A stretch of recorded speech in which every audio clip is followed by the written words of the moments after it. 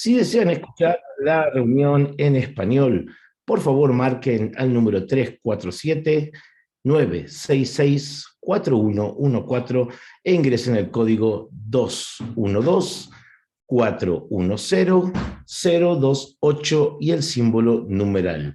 Les voy a repetir nuevamente, si quieren escuchar esta reunión en español, marquen al número 347-966-4114 e ingresen el código 212-410-028 y el símbolo numeral. Les pedimos que por favor mantengan sus micrófonos apagados durante la reunión. Vamos a estar poniendo esta información en el chat también durante la reunión. Muchísimas gracias.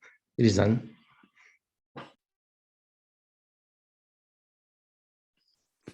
Okay, thank you everyone for joining. This is the Citywide Council for District 75 Transitions Committee meeting.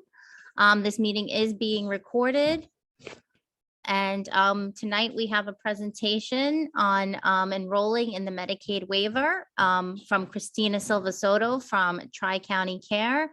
So I'm gonna let her kick the meeting off with the presentation, since I know that's why most of you have joined us tonight. So without further ado, Kristina, I'm going to turn the floor over to you so you can start your presentation.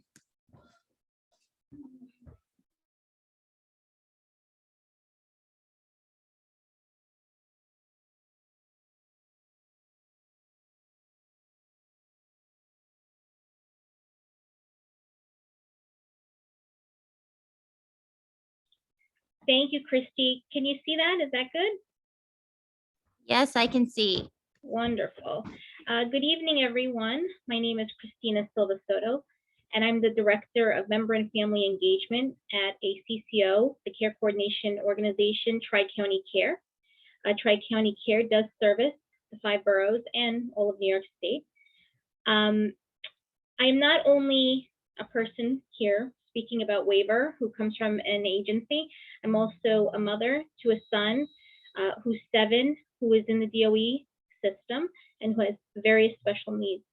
So I love speaking about this, and that's why I started doing this, so it wouldn't seem to be such an arduous process for our families. So without further ado, I'm going to get started. Our mission statement at Tri-County Care. Tri-County Care is committed to provide quality-driven, culturally sensitive, conflict-free care management for individuals with a developmental disability in a timely and responsive manner. What is Tri-County Care, and what can Tri-County Care do for me? Tri-County Care is a care coordination organization that provides care management services to individuals with intellectual and developmental disabilities. Tri-County Care assists individuals with navigating the Office of People with Developmental Disabilities systems and services. Tri-County Care is the linkage and referral source to services under the home and community-based waiver, home care services and benefits and entitlements. And Tri-County Care's care management team becomes your guidance and constant as you exit school and transition to adult services. How do I get started? It's as simple as calling our main number at 844-504-8400, extension 9745. I did put that into the chat. You can also email us, and I have the emails here, and I'll also enter those into the chat. Each borough has a different regional specialist, but even if you contact me, I'm happy to connect you where you need to go. And we will assist you whether you need OPWDD eligibility, whether you are at the Medicaid stage, or you're ready for CCO enrollment for the HCBS waiver. Individuals come to us at various stages in the process. We will put you in touch with one of our amazing intake specialists. Our intake team will ask you some basic contact information and send you an application to complete. The intake specialist will need some documentation from you to begin the process. What do you need to submit? So for OPWDD eligibility, a current psychological within 3 years, including an assessment of IQ and adaptive functioning. Now, I'm using 3 years here as loosely because some reports may be 3 years, but if it's a younger child, it might need to be a bit more current to show the level of function that they are at. A medical or specialty report documentation to document the presence and the extent and impact on adaptive functioning of the cerebral palsy, epilepsy, or autism, or the familial symptom from a psychologist, an MD, or a psychiatrist. A social history or a psychosocial within 1 year, a current physical within 1 year, and an IEP or any other professional assessment that documents that the developmental disability occurred prior to age 22. We do get individuals that do start this process much later in life, so that piece of getting the documentation prior to age 22 is key. The OPWDD front door. As you are gathering the necessary documentation to submit to our intake team, you will need to schedule the information session and assessment with OPWDD's front door. You can do so by calling Aaron Cagliotti or through these links here. I don't know if you can copy and paste these off your screen. I know that Kristie will share them in the chat, or you can email me and I'm happy to send it to you so you can register yourself. All of the regional offices for OPWDD offer translation services for the language that best fits your needs. If you require a session in a language other than English or Spanish, including American Sign Language, please contact your local front door office. The front door contact numbers may be found on the OPWDD website. How we work with you here at Tri-County Care. We have an intake department where we handle the evaluations, the eligibility, and the application. We then, once you have eligibility established, we move on to the Medicaid portion. If you need Medicaid, we do the Medicaid application. If you already have Medicaid, we convert it to be appropriate for this program. We have then the Medicaid approval, and then the intake worker will submit your CCO1, which is an enrollment into the Care Coordination Agency. Care Coordination enrollment. The care manager is assigned, and they begin the waiver packet for authorized services. Now, when we get to the Medicaid portion of this, you'll see that we have to get some of those waiver services pre-approved in order for families who have individuals under the age of 18 to get approved for that Medicaid. An overview of OPWDD home and community-based services. Rehabilitation.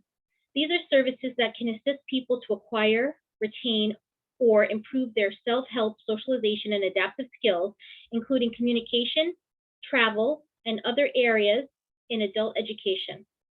Activities and environments are designed to foster the development of skills and appropriate behavior, greater independence, community inclusion, relationship building, self-advocacy, and informed choice. Additionally, people accessing rehabilitation often contribute to their communities through volunteer work. Community rehabilitation. This service helps you to learn and keep the skills you need to live safely and more independently, meet people, make and keep friends, take part in the community events, and be part of your community. You can have community rehabilitation services at your home or in the community. Employment services. There is Access VR, Pathways to Employment, Community Pre-Vocational Programs, SEMP, which is Supportive Employment, Employment Training Programs. Employment services to access what services would be right for the individual interested in employment. Self-direction, this is a biggie. Self-direction gives you the chance to choose your own services so you can live the life you want. By self-directing your services, you have more flexibility to choose the right supports for you, the staff you want to work with, and a schedule that works best for you. With help from your care manager and the people who support you, you choose the services you want and need. You choose the staff you want to work with, and you hire and supervise your staff.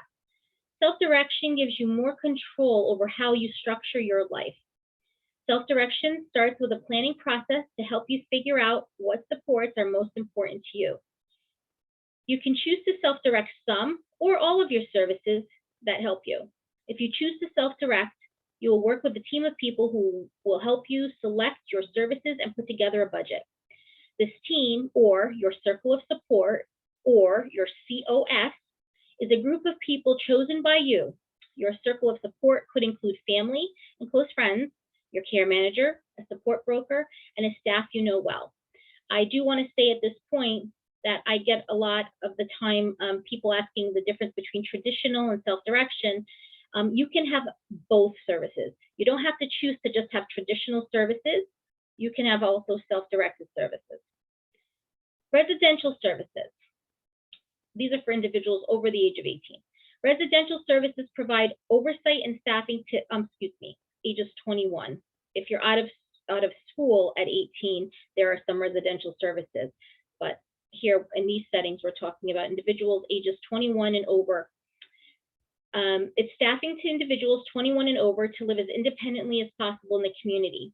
These services include family care, supportive settings, IRAs, which are individual residential alternatives, and even grant programs for independent living. Your care manager can assist you with identifying the services which are right for you. So again, depending if the individual is out of school is where they'll determine what types of residential services may work for them. Now, once you have eligibility, we go on to applying for Medicaid. Applying for Medicaid for individuals under 18. Tri-County Care Intake will send a referral to the Tri-County Care Benefit Entitlement Specialist once they have obtained an OPWDD parental deeming letter, letter of intent, or a purple letter. Depending on the area, your region, the DDRO, these are what these pieces are called. The Medicaid for minor children who are approved for OPWDD waiver services but are not Medicaid eligible due to parents' income must also be deemed disabled by the New York State Disability Review Team. Please note that parental income still must be provided to the local disabilities office so they can run the appropriate budgets to determine the child is not Medicaid eligible before they move forward with the Medicaid waiver budgeting process. Parental income will be waived or exempt if the child meets both of the following criteria. One, that OPWDD's parental deeming letter, your intake worker or OPWDD front door liaison, which you get a liaison assigned once you get eligibility established, will assist with this process. Also a note, a referral to the entitlement specialist will not take place until this letter is obtained. So a Medicaid application and a request for disability review cannot happen without this letter. Deemed disabled by the New York State Disability Review Team. Your Tri-County Care Benefit Specialist will provide you with all the forms necessary to assist you with this review process. There are two medical forms that are completed by the parents, the DOH 5139 Disability Questionnaire and the DOH 5153 Description of Children's Activities. There is also a form that's completed by your child's physician and one completed by your child's teacher. These medical forms and medical documentation will be submitted along with the Medicaid application to assist with the disability review process. We will review the intake file to ensure there is a psychological evaluation dated within the past 3 years, a physical dated within the last year, and the most current IEP. The processing time for a disability review can take up to 90 days. But if all medical forms and medical documentation are provided at the time of referral, this time is much shorter. So I would say currently, a lot of times when people ask me what the timing is right now, if everything is in place, when we submit that application, we are getting in New York City, in the 5 boroughs, we are at about, I'm talking about just right now, at about 3 weeks for an approval on those Medicaid. But again, it can take up to 45 days for the approval of the Medicaid application. And of course, the disability review, if the individual is over 18, it takes a little longer. That's where the up to 90 days comes up. Tri-County Care Benefit and Entitlement Specialist will contact you by phone to complete a Medicaid screening. Additional note, our benefits entitlement specialists are well versed in the Medicaid income assets guidelines and can, to the best of their ability, advise families prior to completing the Medicaid applications if there are steps needed to be taken prior to applying. Such steps may include the need to set up a supplemental needs trust, and for that you would need an attorney, an ABLE account, or a Medicaid pool trust. Now, I know this seems a little scary, but I will just say this. For under 18, a child who's applying for Medicaid, the parent's income is waived. However, the child's income comes into play. And you would say, well, what income does a child under 18 have? Well, sometimes they have certain trusts They might have been in an accident. Sometimes there is child support. Child support is considered income to the child. And sometimes there are disability benefits, such as death benefits, SSI, things like that. So your entitlement specialist will talk all of that through with the family to make sure that you make the right informed choice. Child Health Plus. So Child Health Plus is a type of insurance here in New York City. And if you have Child Health Plus, this does not cover OPWDD waiver services or care coordination, even though it's a form of a Medicaid. Your child will need to apply for Medicaid. Your child cannot have Child Health Plus and Medicaid at the same time, as they are both federally funded programs. When the Medicaid becomes active, the Child Health Plus will close. And this is a conversation I have with families ahead of time, because a lot of families utilize the Child Health Plus, especially for ABA services. So make it very clear in the beginning that if they choose to move forward with the Medicaid application, the Child Health Plus, if the Medicaid is approved, will automatically stop. Not needing to leave your primary insurance. Now, some families come to us with private insurance. You always keep your primary insurance for your child. Medicaid is always the payer of last resort. However, Medicaid is the only insurance that will cover Tri-County Care Coordination and OPWDD waiver services. So what that means is when we're applying for the Medicaid, the family, and this is an individual under 18, or if the child or individual is on their parents' insurance, they can stay on that till they're 26. The Medicaid that's awarded would be a secondary form of insurance, and it would be straight Medicaid because they already have an HMO as a primary. Tri-County Care's care management. You have all heard about working with our intake team to establish eligibility, service authorizations, and navigating the front door with OPWDD. You have heard about how our benefits and entitlements team will assist you. You may work with our benefits and entitlements department to help you secure Medicaid. Once you have Medicaid and have finished with intake, you are officially enrolled with Tri-County Care and assigned to a care management team. Why do I need care management and a care coordination organization? Care coordination organizations, or health homes as they're called, work with individuals with intellectual disabilities and their families to bring together health and development disability service providers to develop an integrated comprehensive care plan known as the Life Plan. That includes health and behavioral health services, community and social supports, and other services. CCOs, or health homes, will assist individuals and their families with accessing services that support well-rounded and fulfilling lives. Once enrolled in Tri-County Care and assigned to your care management team, we will begin to create,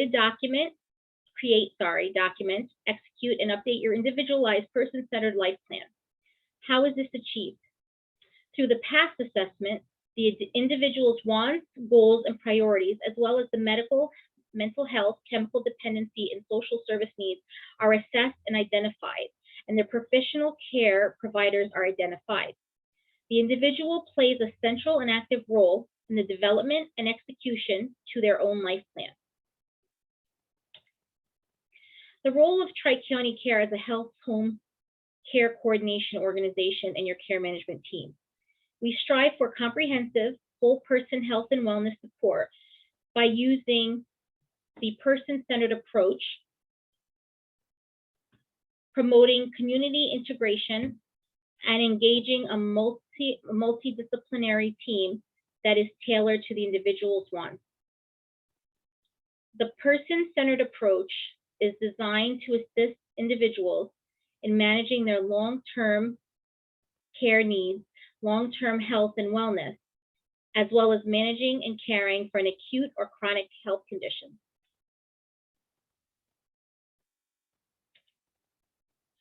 The care manager works with the individual to coordinate services for the individual as per the life plan assessment. Coordinate and arrange for provision of waiver services, gathering documents, submitting the waiver application, and any other authorizations you may need.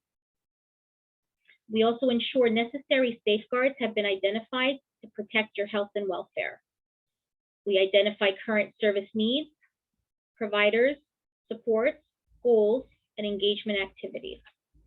We provide care coordination and health promotion, encourage decision-making to promote independent living. We also coordinate and arrange for the provision of current and additional needed services as to ensure treatment adherence, provide comprehensive transitional care. We work with local practitioners and health facilities and residential rehabilitation settings. We provide individual and family support. We provide referral to community support and the use of the health information technology, the HIT, to link services.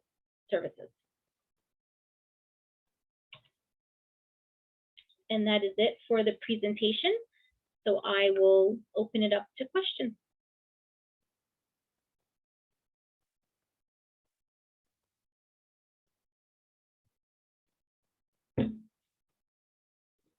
Go ahead, Crystal. You can ask your question.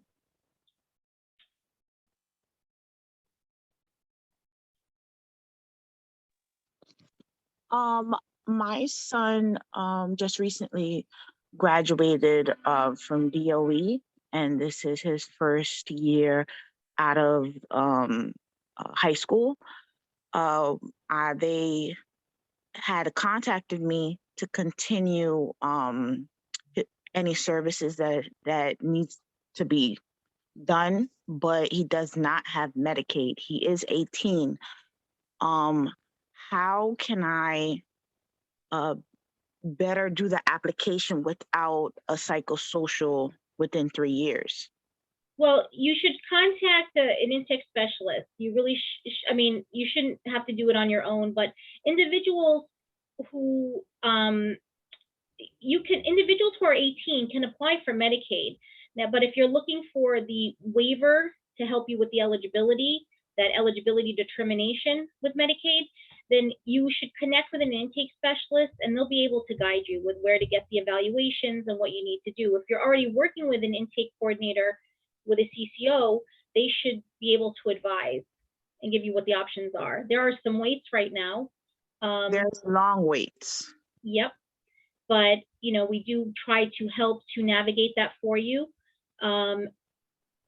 Yeah, so I mean, that seems like it's a little, I mean, you can contact me offline and I'm happy to discuss it with you one-to-one with your specific situation without giving details here. So that would probably be best. Okay. When it comes to Access VR, he had, the high school had applied for him, but it was during COVID and OPWDD services, and nobody reached out to us when it comes to those two things. Well, there have been, I will say this, that there has a lot been, there's a lot that's happened just in the past few months with OPWDD. There's been a regionalization. And so what that means to everyone is that, let's say on Staten Island per se, we have a Staten Island DDRO and they would handle everything Staten Island. Now all 5 boroughs, it's like one pool. So we may have someone who's up for eligibility in Staten Island, but they just go in the pile with the whole 5 boroughs and they have to kind of wait their turn. And then someone, whoever is up, that intake person from OPWDD, pulls them off the pile and they do their services. I mean, they do their review. So I would say, please reach out to me. I'm happy to go over with what's going on and, you know, help advise as best I can.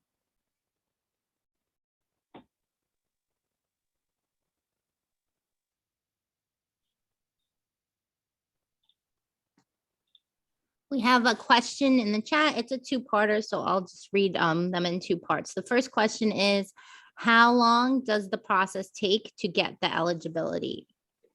So right now, and I'm talking 5 boroughs here. I'm not talking Long Island or upstate. I'm just going to talk about the 5 boroughs. It's taking about 8 to 12 weeks for determination. And that's for the first review determination. And that's where we have all the documents that we requested and we submit it and we wait for them to take a look. Now they may come back with a review and say, okay, now we want ABCD. I want, you know, I might want the turning 5 evals. I want a psychoeducational from, you know, back when, and we just give it. I try to upfront and I had this with a family. They went to a front door information session. Front door told them they need A, B, C, D. Now, again, that's a very general blanket statement. Every case is different. Every report someone has is different. They might not be as comprehensive. So when someone comes to me and I say, just give me everything you have and I'll sort through it, they go, well, OPWDD. I said, I'm telling you, give me your packet. I will look through it. I will determine, you know, what we need to grab. And sometimes we grab more, and I'll say, hey, grab all of this ahead of time, because you know what? If we're ready for them, you're going to wait less. So right now, the short answer, 8 to 12 weeks for first review. Okay. And the second question is, what is the difference between Medicaid and the Medicaid waiver? Medicaid waiver is what they call the waiver services, and it was named, for me, I would think that it's because they waive the family's income, but Medicaid is insurance. So Medicaid and Medicaid waiver services are two different things. Medicaid is insurance that pays for Medicaid waiver services. So Medicaid waiver services are, as I described, COM, HAB, respite. I listed them, you know, there, they have stuff. You know, ABA, PT, OT, speech, those are not waiver services. Those are services, related services, and ABA therapy. Those are paid through insurance. So those are things that would either go through a private insurance, through Child Health Plus, or through Medicaid. That's the difference. Waiver services are just COM, HAB, respite, self-direction. Those are waiver services. And I believe that the reason they call it Medicaid waiver services is because they waive the income. Thank you. And just to touch on eligibility, can you explain the difference between provisional and regular Yes. eligibility? So provisional eligibility is what is given to a child under the age of 8. So when they look at your packet and they review it, if the child's under 8, they will give you something called provisional. And what that means is at age prior to age 8. So like I always say around 7.25, get your new evaluations, get ready to submit your packet, because then you submit it again and it's an eligibility again. So when they're issued that before the age of 8, it's only provisional. It's like not temporary, but it's kind of temporary. It's up until their 8th birthday. Now, some people say to me, well, my child's 7. Well, they're not going to give you a provisional eligibility if your child's over the age of 7 when you get your eligibility. So that again is something your intake specialist will, you know, speak to you about when they're looking at your documents. But if it's close, if it's between 7 and 8, they don't give you an eligibility for a year. I haven't seen that.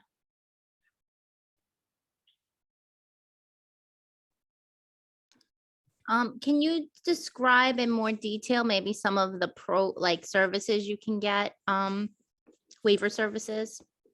So waiver services for a child, for an individual under 18, and I know, Kristie, I gave you the link for our catalog, in our digital catalog, so Kristie will share that, and it breaks down all the services and by the age. I can also send the digital catalog to anyone who emails me. I'm happy to shoot it off to you. But basically, under the age of 18, there is something called respite, which is relief to the caregiver, kind of like a babysitting.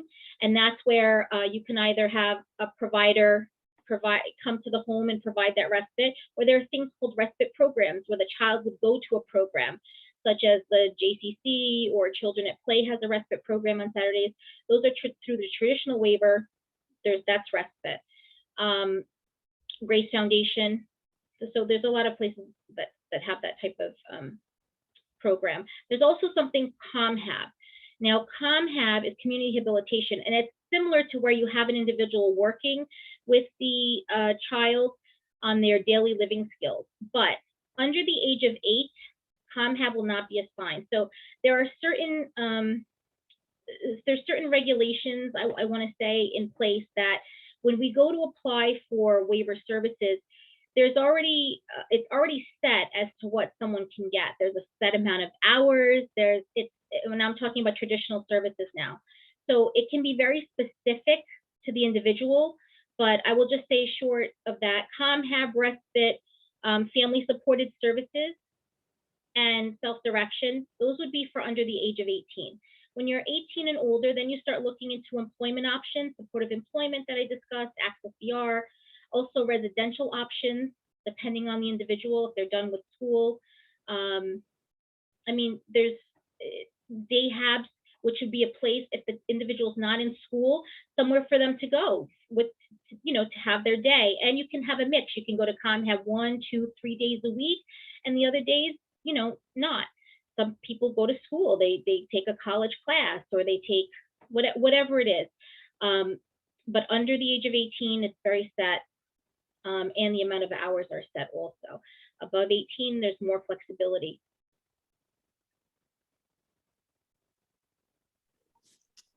If anyone has any questions, please feel free to ask, type in the chat, don't be shy. And the front door sessions are also in Spanish. There's a separate front door sign up for Spanish and English. So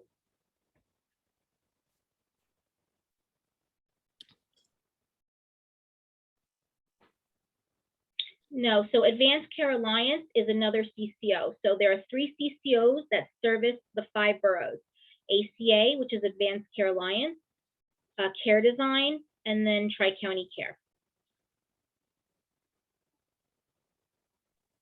What's the difference? We're all CCOs. We, believe it or not, we all collaborate as far as, you know, all 7, there's actually 7 for New York State. But we all work for OPWDD under OPWDD. The difference, just, you know, sometimes they do things a little differently, but basically it's pretty much run the same. So it doesn't matter if I sign up for both for my son? No, you can only choose one. You can't use more than one CCO. You just pick one. You could choose whichever you want, but you can only have one care coordination organization. Also, I've noticed some individuals have care coordination through other programs. So Rumsey has a program, or Staten Island University Hospital, or let's say in the city, there are other care coordination programs. If you're in those programs, you can't be in OPWDD's program because you can't have the 2 different care coordinators. So I know that's very specific, but you could speak to your intake specialist and they can advise, because there's also something called child waiver. There's different other programs that would conflict. Medicaid covered dental, yes, but it's very specific. The Medicaid you get from waiver, it's not to cover dental, but again, as your secondary insurance for things, you'd have to go to someone that takes that.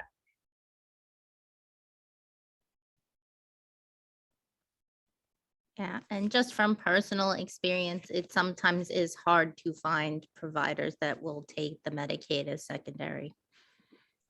Most hospitals, if you have a doctor affiliated with a hospital, we use Columbia up in the city, and most of our doctors are there and they do take it as a secondary. But yes, I mean, it's that straight Medicaid can be challenging. But if you have Medicaid already, you can keep your HMO, it doesn't change. So let's say you have Fidelis or you have Medicaid Blue Cross Blue Shield, you do not have to change any of that. As long as it's not Child Health Plus, we can make it appropriate and you can keep it. So you don't have to lose your doctors, you don't have to change your providers. That is the good part. So already if you have Medicaid, nothing has to change for you, unless of course you have Child Health Plus.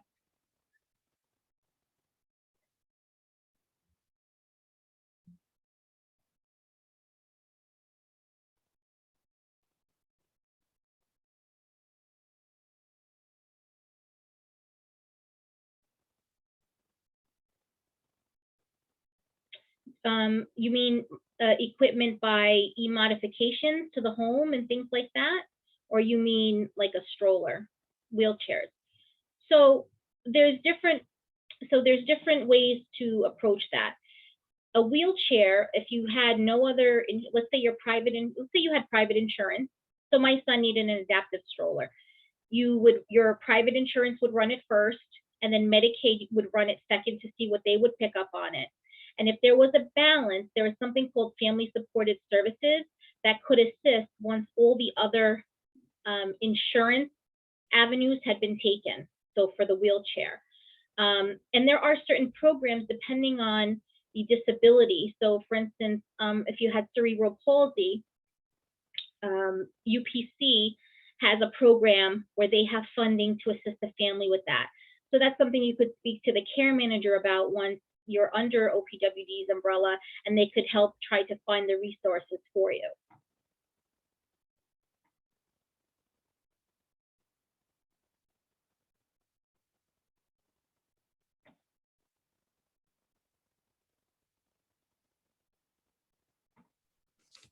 Anyone else have questions about anything? I know it's a lot of information to take in.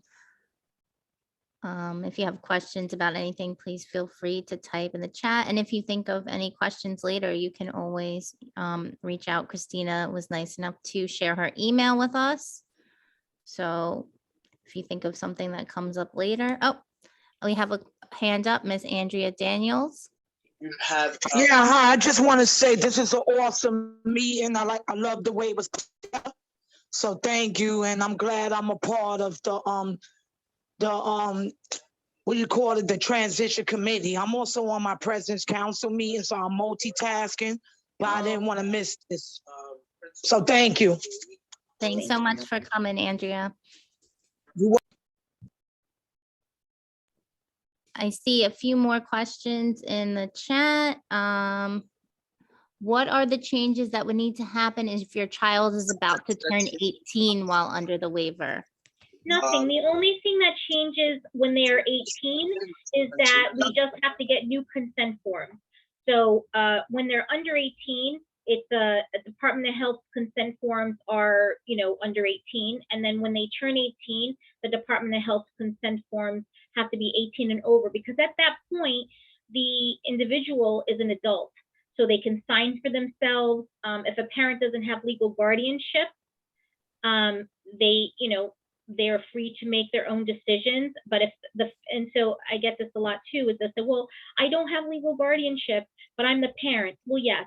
What by legal guardianship, we mean that when an individual turns 18, sometimes the caregiver will go to court to get legal guardianship. And there are different types of guardianship, by the way. So it's not all or nothing anymore. There are health proxies, but there are some that take away all the rights of the individual. So that again is something you would want to, look into. That's a separate thing. But the reason that the consents change is now the individual is 18 and an adult. And the other thing that changes when they're 18 is that they have to apply for SSI. So when you're under 18, and let's say you have a disabled child, SSI is not an entitlement to that child. SSI is supplementary income. So what happens is it's based on the family's income. That's a different agency, has nothing to do with OPWDD.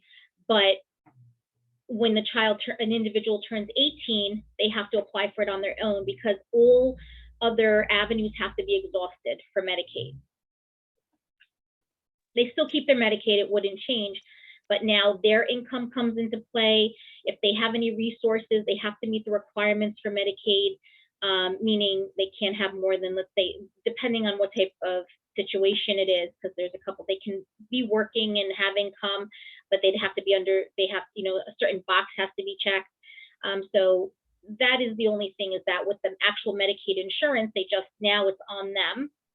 So if they have funding, they can, get those pooled trusts, ABLE accounts, if they need it. Some do not. And again, the applying for the SSI and the new consent. And they also can apply for SNAP for heating oil, because now they're, adults. They might be able to get those extra services or extra, and I hate to call it entitlements, but entitlements. Will they still be categorized under the parent's income? So it's going to depend on the situation at home. So when we have an individual who's 18 and we go to apply for Medicaid, we look at what the actual situation is. That's a very specific thing. So it would have to depend on the individual. But some, if if the person is completely independent, is dependent on the parents, so they're under their insurance and the parents support them 100%, it really is going to depend on the disability and where they are. So again, that's a little specific, but sometimes it does know the parents, it doesn't come into play, actually. I'm going to go for the ads. Certification for Medicaid every year. So if someone has SSI, they were awarded SSI, there is not a yearly Medicaid renewal. That is because they were awarded SSI, their Medicaid included in that. And so as long as they meet those requirements, their Medicaid doesn't get renewed because it's through SSI. But if you're getting Medicaid as a secondary insurance, we had to apply for it, you're getting it just to pay for the waiver services, then yes, it gets renewed every year. You don't reapply. We just have to fill out the paperwork if there were any changes. And if the child's under 18, usually there's no changes. They just sign off because you're liable. The family's liable for any changes. If there are any income changes, let's say the individual was 18 or older and there was an income change or an address change, you have 10 days to notify Medicaid. Also with the address change for under 18, you have to notify Medicaid of any change within 10 days. And something I did want to mention, that people ask me all the time, what if I move to New Jersey? What if I move to Pennsylvania? What happens? Then it drops, it dies. So this is a New York State program. So you have to be in New York State to benefit from it. And then people also ask me, what if I leave the city and I move to Long Island? Or what if I move upstate? Well, it gets a little tricky because each DDRO handles their eligibility a little different. I shouldn't say even eligibility, but what services they will, their district will pay for. So the Medicaid has to be transferred, and there's a transfer from the DDROs. So yes, you can transfer within the New York State. There's no issue, but if you have self-direction, let's say in the 5 boroughs, and you're now going to Rockland County, you know, odds are your fiscal intermediary and broker will not be able to stay with you, and you'll have to find someone up there, and there has to be that change within that DDRO.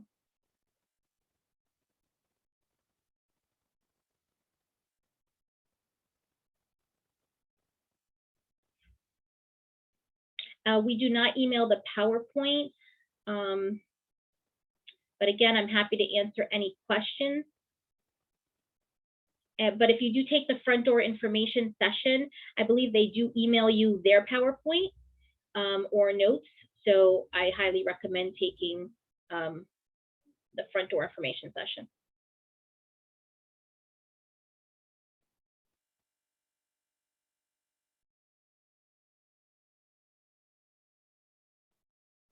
And I did drop the service guide in the chat, which is a very good PDF to look through that really touches on all the services. And I can definitely send that service guide out to the council email so that it can get sent out to the attendees to look at as well.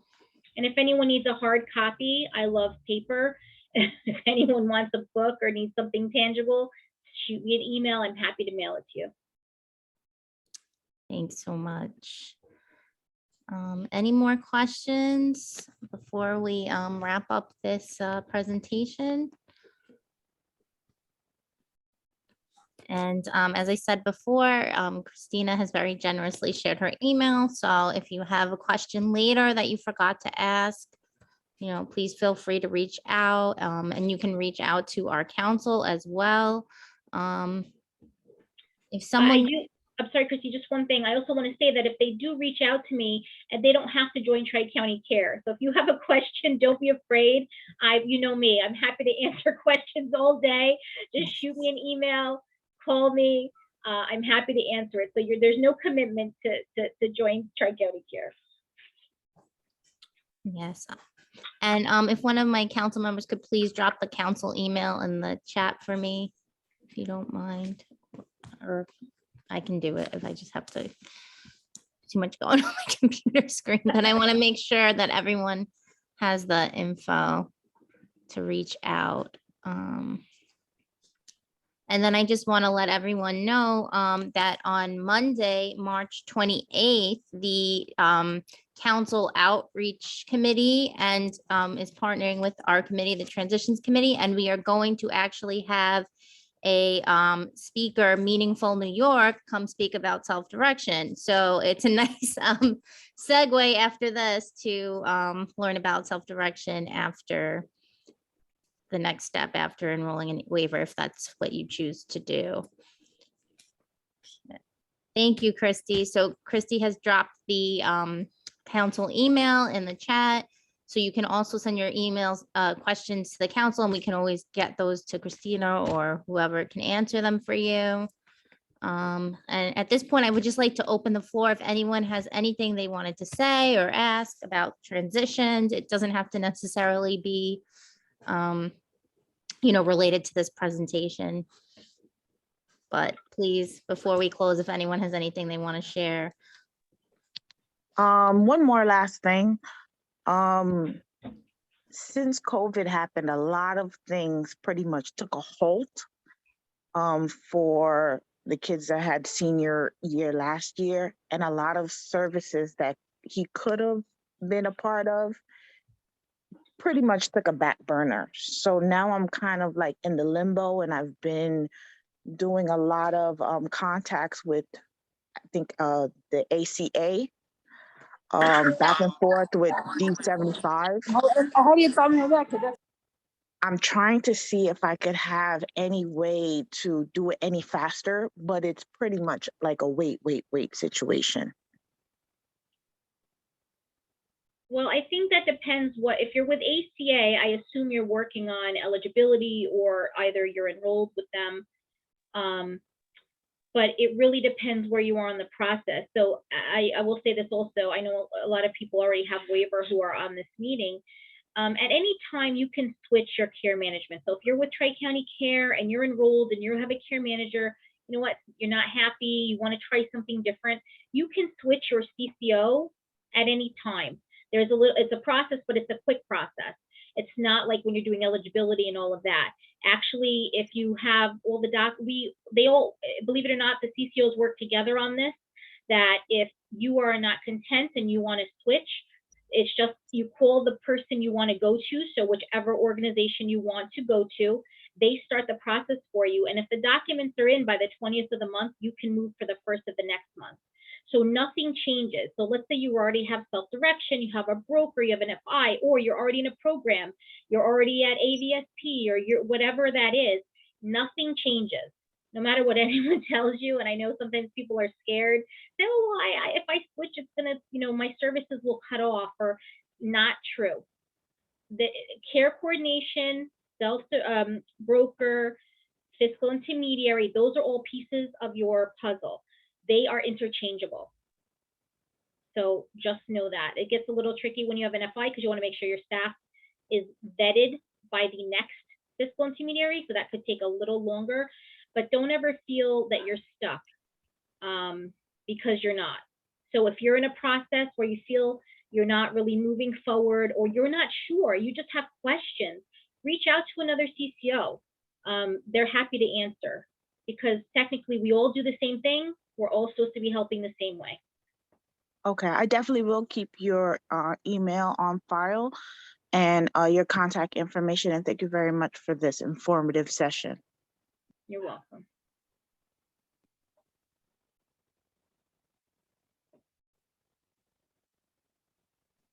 And I will just add of my personal experience as a parent that I've had to switch CCOs myself for my own children, and it was really a seamless process. So if you're unhappy with anything and you need to switch anything, never be afraid to switch. Don't worry about it.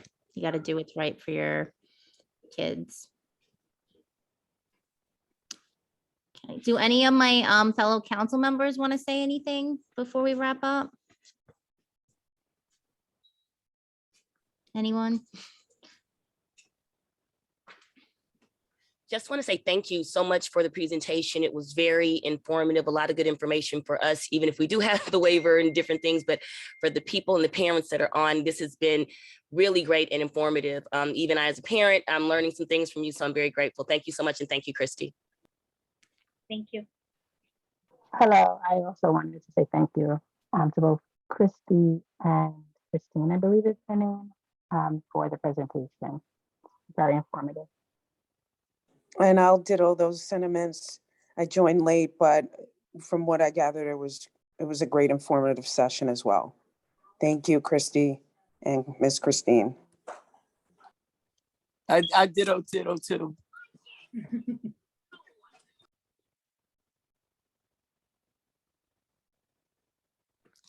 Well, thanks so much to my fellow council members for joining. Thank you to everyone who joined us tonight for this meeting. And I just want to again shout out the meeting that's going to happen on Monday, the 28th. Actually, Kristie, do you have a flyer for that yet that you can share? I do have a flyer. Let me see if I can pull that up. Okay, this way, you know, everyone who came tonight can have that information if they want to. Great idea. Great idea. Yes. And Christina, thank you so much for your presentation. As always, you are a wealth of knowledge and always teaching us new things. My pleasure. And again, I know, please, families, don't be shy. I've been sitting where you are. Just again, an email if you're not sure. That's what we're here for, to support each other as parents. It's hard and it takes a village. It literally takes a village. So I learn something every day. So if I'm learning every day, I know that there are some parents that just don't even know where to begin. So please reach out. You're not alone. Trust me. And I know this, the D75 is amazing and very supportive. But again, you're not alone. So reach out. We're happy to support.